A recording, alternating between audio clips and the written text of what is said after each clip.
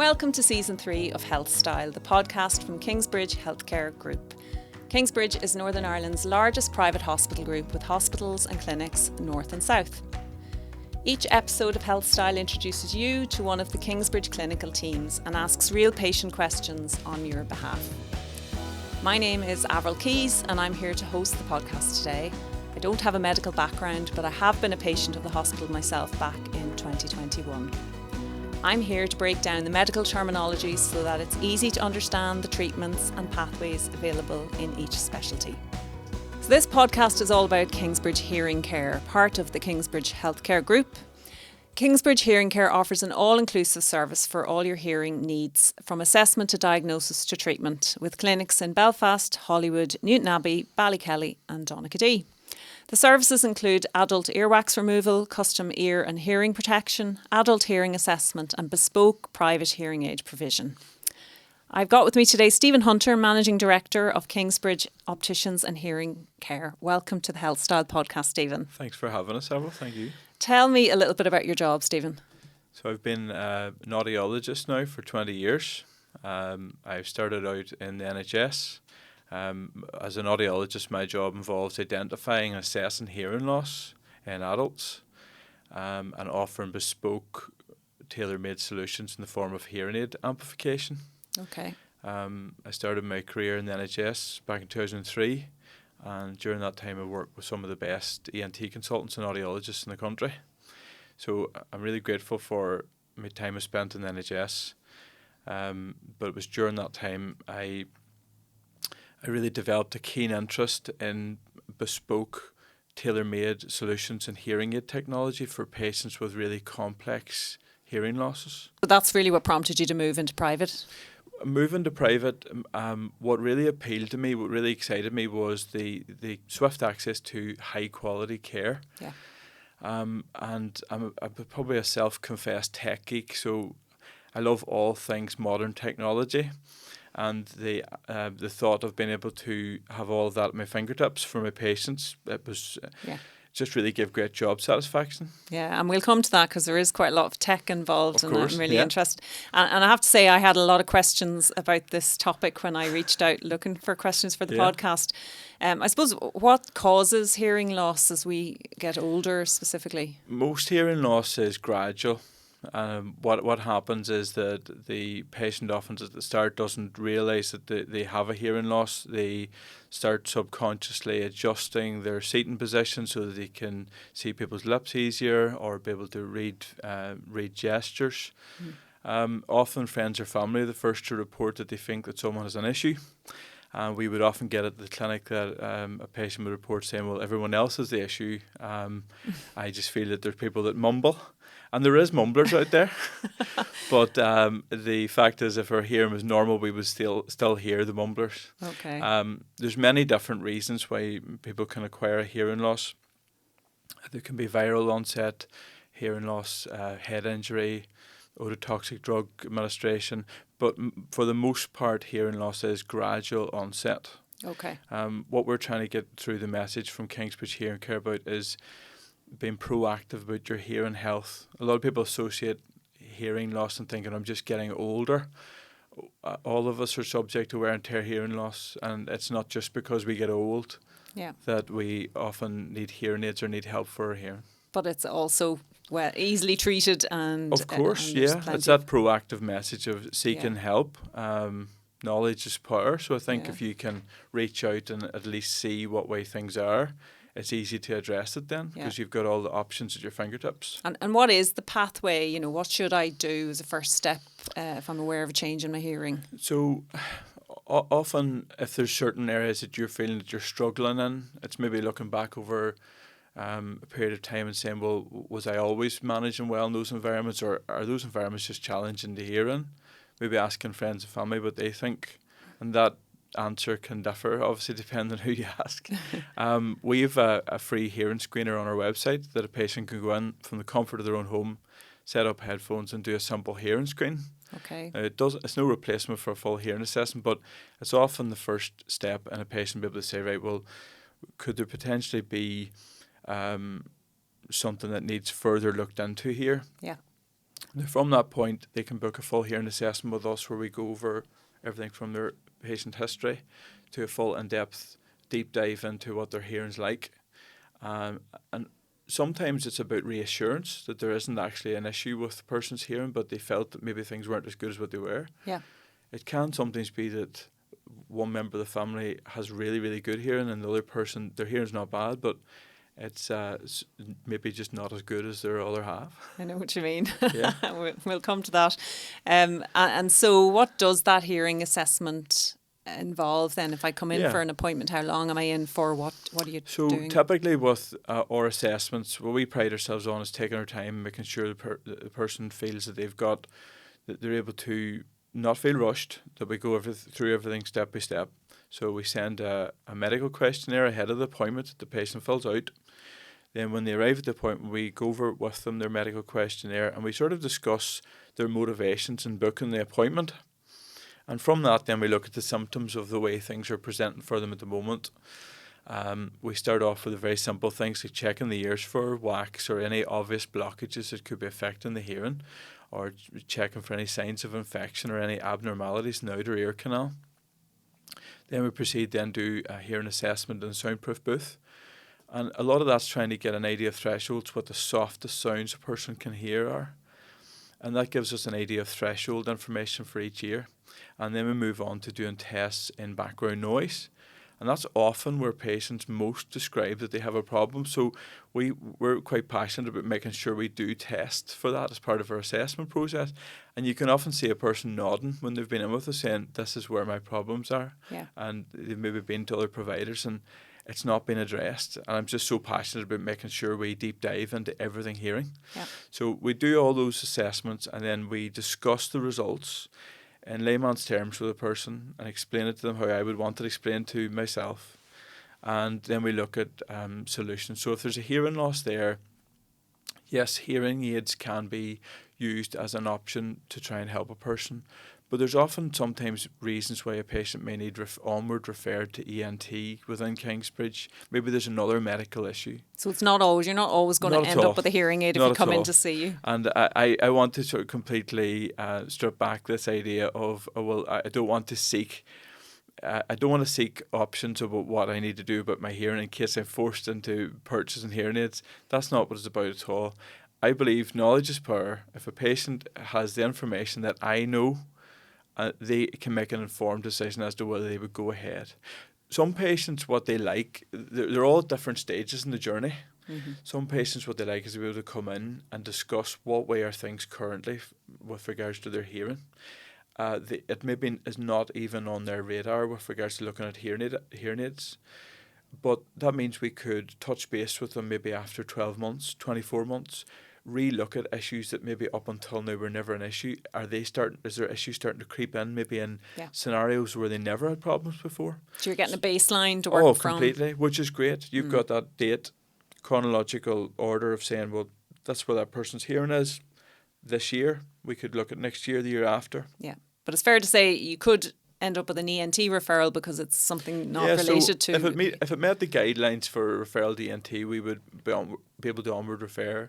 That's one of the things I really love about Kingsbridge, because we have ENT in the same building. We're literally able to, if a patient needed an MRI or an onward referral, we could have that done within days. Yeah. Which I just think it's such a powerful offering of what we can offer a patient. And you can see a patient can relax too, because they feel that they're in an environment where they can, if they need any additional assistance, they're not sent elsewhere for it. It's all dealt with. There's not more waiting around for more appointments. Yeah, so and on hearing aids, and you mentioned you love the tech side of things, I've only just become aware of this in researching for today's podcast. Is that they're not what they used to be when you had these squealing things your granny would have had, these big plastic hearing aids. I mean, they are super like technological and have loads of functionality. Can you tell me a bit more about? So aesthetically, I think we're cutting edges privately at the moment is the aesthetics of hearing aids. I could be wearing hearing aids at the minute, and without taking them out of my ears, there would be nothing I would need to show you. They're actually very, very discreet. So even at this close distance, I wouldn't know you were wearing very one. Much so, yeah. So the aesthetics are really, really pleasing to the eye. which is always a welcome bonus.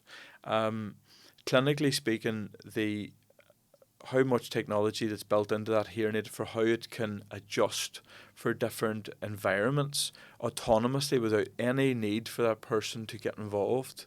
It's cutting edge. Wow. Then front of house, then you've got features like Bluetooth connectivity, for being able to connect to a mobile phone for streaming, for calls, or for watching or listening to podcasts like this. So if somebody phoned you, Yeah. it would come automatically into your ear? So a Bluetooth hands-free protocol comes automatically to both of your ears. Patients typically would tap at the top of their ear to answer a call, and they'll hear that person's stereo in both ears automatically. It uses the microphone of the hearing aid to actually pick up on the patient's voice. So it's truly hands-free. That's Now, as I say to my amazing. patients, they're better to carry their phone and in a public place still lift it anyway, because otherwise it just looks like you're talking to yourself. But having that is such a powerful offering. I'm dealing with patients that they've said to me after we connect them like that, they're saying, I haven't been able to talk on the phone in 20 years. Wow. You know, that's so powerful. Yeah. App control. I think we live in a world where we can't leave anything alone. We like to be able to do a wee bit of a tweak. So being able to go into an app and the person's able to adjust the hearing aids remotely themselves to best suit them in a certain environment, that's cutting edge as well.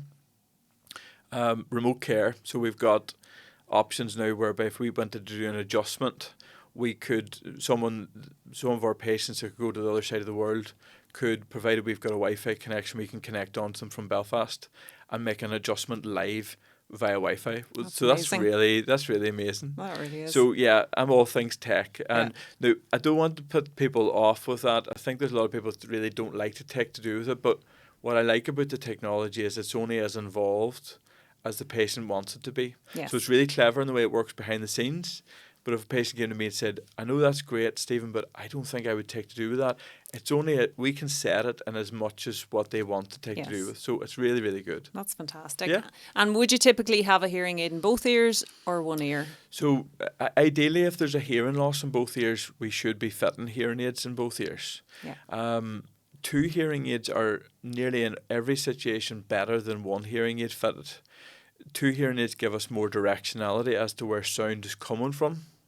In Northern Ireland, we talk quite quick, so being able to lock onto that voice very quickly is important. Otherwise, the person's halfway through the conversation before we know what started.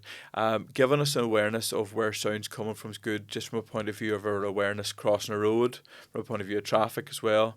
You also have 2 ears working on the job instead of 1.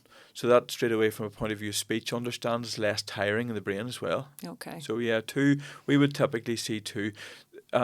There's some patients that would be fitted with just 1 hearing aid.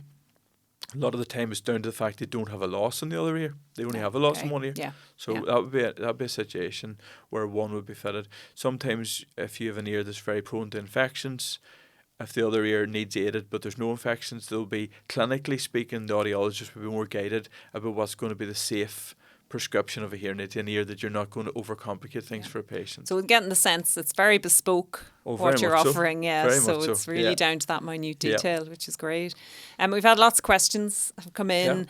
A couple of parents worried about our constantly connected kids. The AirPod generation is what they've been called. You know, should we be concerned? Your kids nowadays storing up problems for the future, and how can we help them? We're seeing a worrying trend of young people coming through for testing where they do have some element of noise exposure, hearing loss, and that's not through working in industry. It is through listening to music at loud levels. I think the take-home message is that it's irreversible when it happens, so it's just been trying to be proactive to prevent it from happening to start off with. So best practice would be that volume on a personal listening device should be no more than 60%. Okay. Common sense with regards to devices, no more than a few hours a day, maybe 2 hours max a day. If a youngster's wearing earbuds in all day, I think that would definitely, to me, I would be a bit worried about that. Yeah. From a point of view of the type of buds or headphones that are used, sometimes buds are used a lot more readily than the cans that go right across over the ear. Yeah. The only problem with that is if you're in somewhere that there's a lot of background noise, you're obviously trying to overcome that, and you're turning the level to an unsafe level to try and drown out ambient of what's going on in that environment. Of course. So sometimes the uncool type of headphones actually offer better sound quality because they encase the ear, and you have it that without as much distraction, you can listen to music and appreciate it, but at a much lower volume. Yes. Okay, Yeah. well, that's all good advice. I have a question in from a 53-year-old female who's just been diagnosed with mild hearing loss in one ear. Should she be concerned, or is there anything she could be doing now? So I think the most important thing is that individual, they've sought help and they know that there's something not right. So always reaching out if you feel that there's something not right with your hearing, that you've got it diagnosed. From a point of view of that person's hearing, I think we would see patients that come into us to the clinic with the exact same presentation as that. It normally goes one of a few ways. If that person is involved in a job where, from a point of view of their hearing, it's very important that they hear every single thing that's going on, that person may be more concerned about that than maybe someone that typically deals one-to-one with their friends and family. There's not a lot of background noise. So should they be concerned? No, not necessarily. I suppose the big question is, if they feel that they're suited to hearing aids, are they willing to do something about it? If they are, at least explore the possibility that hearing aids could be of use to them.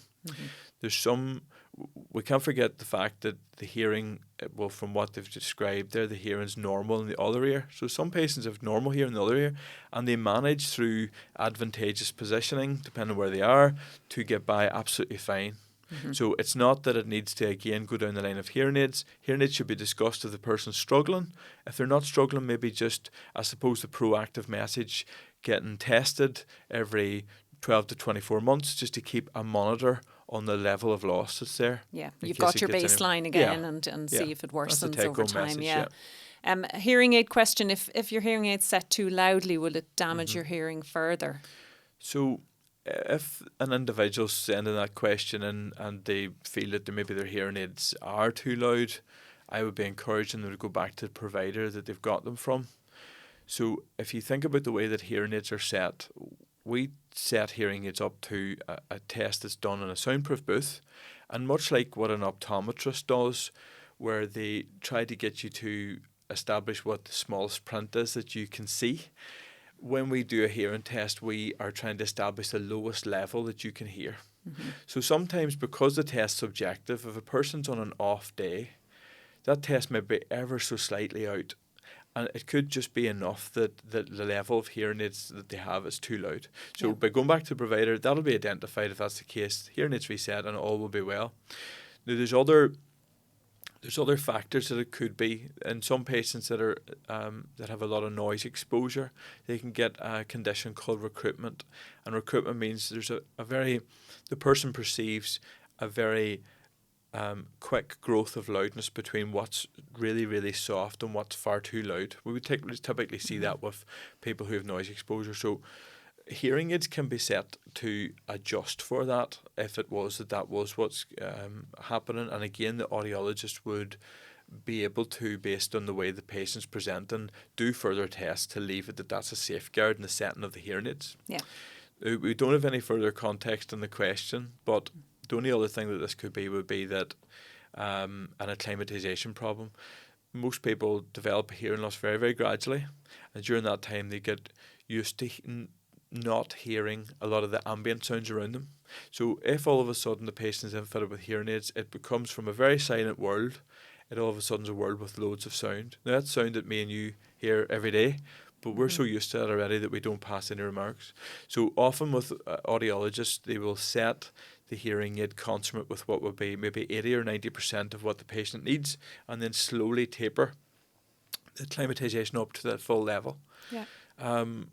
Some patients need a wee bit longer than others. It all depends how long the loss has been there. And we tend to put things like hearing loss onto the back burner and we say, well, that'll be fine. It's okay. It's not really been that long. But when they think back to when they started having problems, it could be 5, 7, 10 years. Yes. And that's a lot to get back within a few weeks. You've got used to what you're hearing. Yeah, so If it was that the patient feels that the hearing aids are too loud, work with a provider. There's always going to be a solution to work on that. And it sounds like some of the more modern models as well can be even very much better adapted. Very much tapered exactly to what the patient needs. Yeah. And if you imagine from a point of view of the way that they need to be set clinically for the patient, that sometimes some of us are more sensitive to certain sounds than others. We don't have to rush to that point. A person often, when they enter into hearing care with hearing aids, it's not I say it's a marathon, not a sprint. You're going to be working with that patient over several months, just slowly feeding through this information, to get the best out of what they've got. Absolutely. Yeah. I've had a question from a person across the border. Do you look after people who come up from down south? We in Kingsbridge are renowned for doing a lot of cross-border work. Now, we don't have a cross-border initiative set up, but we've got we have an offer that we have on for patients that attend from the Republic. We did some of price comparisons with some of the independents down south, and we're quite competitively priced for hearing aids. So I would say if you are from the Republic of Ireland and you're interested in seeking help for your hearing and you don't mind coming, making the trip to come and see us, it could be well worth your while. The setup that we have is that if a patient comes up to get an assessment with us, when they come back to get their fitting of the hearing aids arranged so that they arrive fully refreshed for their stay, we put them up in the Grand Central Hotel for the night with them and their significant other. So the night before they get their fitting. Before their fitting, Okay, so just so they leave fully refreshed to come and see me. Yes, exactly. Because they have a big day ahead of them. Yeah, because they'll be getting it all adjusted according to what they need. So it's been quite popular so far. Yeah, good. By far the most popular question that came in was my husband doesn't listen to me. You know, is it just a man thing or could he have hearing loss? I mean, all joking aside, could you address that one? I'm probably going to get into trouble for answering this, but I'll try to be as diplomatic as possible. We often would see it at the clinic that a patient will attend and there's a frustrated significant other. There often can be a wee bit behind this in that, so if a man attends the clinic and his wife has said he's not listening to her, often with presbycusis, which is basically wear and tear hearing loss, we develop a hearing loss in the higher frequencies first.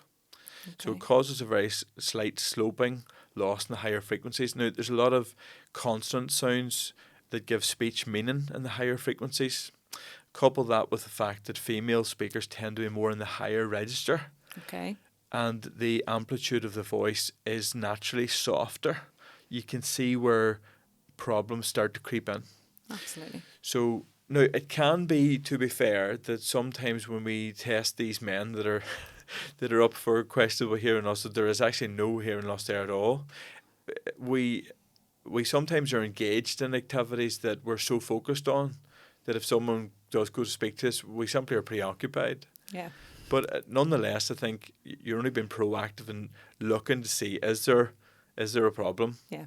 No harm to get it checked out. No harm to get it checked out. We sometimes would, the patient book in for what's called a double appointment, where the husband gets his hearing tested and the wife gets her hearing tested, and then it's like, wait, well, can we give an explanation as to each of them back by back to see whose is better? Yeah. So. And is there marriage guidance counselling after that? Yeah, that's why I don't offer any kind of counselling or guidance, no. But it's at least good to be able to see what way things are. Yeah, that's brilliant. Yeah. Well, thank you very much for talking to us today, Stephen. No problem. Thanks for having me on the show.